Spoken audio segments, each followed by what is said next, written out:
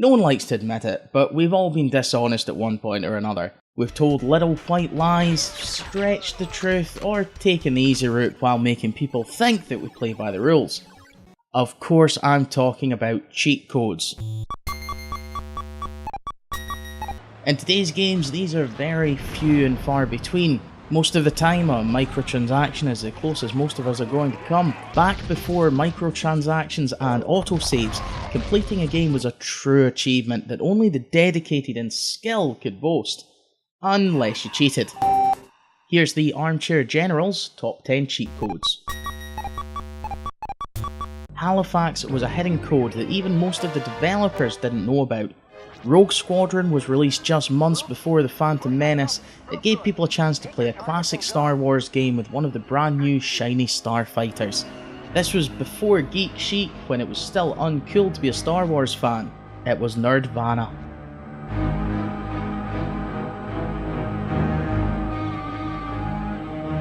This one wasn't a cheat in the true sense of the word, but it was a sneaky way to prevent one of the hardest MGS bosses from predicting your actions. The battle with Psycho Mantis used to be one of the most frustrating and mind-blowing boss battles of its time. He was able to read your thoughts and predict the future, making him almost impossible to beat, unless you swapped the controller into port 2 during the Hideo screen. Then he was next to harmless. Known as DK mode, this was one of the most outrageous cheat codes of its time. When this mode was activated, characters in the game would have enormous heads, like the early versions of Donkey Kong. DK mode. You get it? Yep. GoldenEye may have been the game best known for this code, however it's been adopted by many since. It's a gross overstatement to say that all original Metroid fans were guys. It's also pretty unfair to say that most of them may have been awkward, lonely guys playing video games in their mum's basement. The next code doesn't do a great deal to change that perception. Any old school gamer will know that Samus is an ass-kicking, alien-killing woman. It was one of the best reveals in all of gaming. If you just type Justin Bailey into the continue screen, then you can see her in what looks to be a swimsuit. Not that Metroid fans are awkward, lonely guys living in their mum's basement. Honest.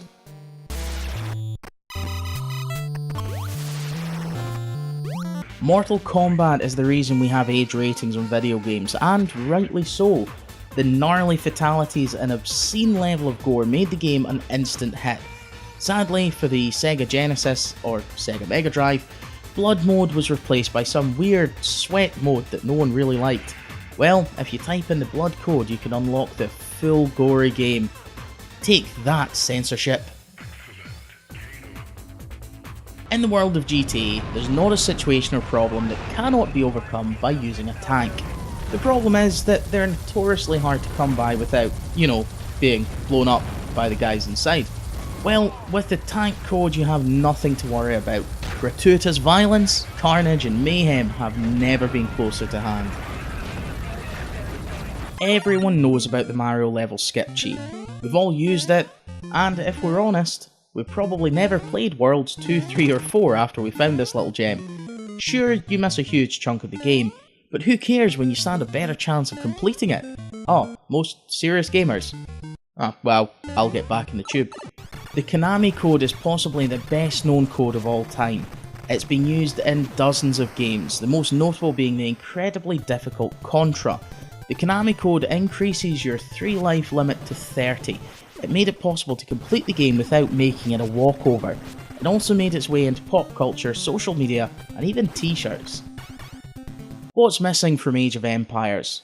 You have excellent city building, a huge range of ancient war machines, war elephants, a fantastic campaign, and challenging AI. Oh, a supercar with a rocket launcher. By simply typing the code Big Daddy, you instantly gained the most overpowered unit in almost any game. It was a blatant, unfair and crazy cheat to use, but we all tried it at least once. Never has there been a larger abuse of power than to use an invincibility cheat code. Doom had their God mode, which meant that you were unable to take any damage. Doom was a pretty punishing game, and the only way a good number of us could get to the end was by using the code IDDQD, or sometimes IDKFA. It let us wade through the demonic horrors with impunity. The age of the cheat code is vanishing into memory, but if we all think back, these were the guilty pleasures, the unabashed boasts, and the bragging rights that we all used to share. You've been watching another Armchair Generals top 10 list. If you enjoyed the video, like. If you really enjoyed it, why not throw us a subscription and let us know what other top 10s you would like to see. If you enjoyed the video, why not give us a like? If you really liked it, why not subscribe? Because you know we'll do things other channels won't. Yes. Behind the scenes stuff. Yes, we will. Not just on anniversaries. You're getting weird again. I'm getting weird.